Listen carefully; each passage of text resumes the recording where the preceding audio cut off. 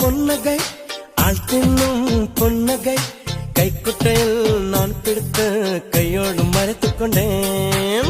அச்சச்சோ புன்னகை அத்திப்பூ புன்னகை சிந்தாமல் சிதறாமல் முந்தானை ஏந்திக் கொண்டேன். உன் புன்னகை எனும் சாவியால் உன் புன்னகை எனும் சாவியால் என் காதல் திறந்து கொண்டேன். அச்சச்சோ பொன்னகை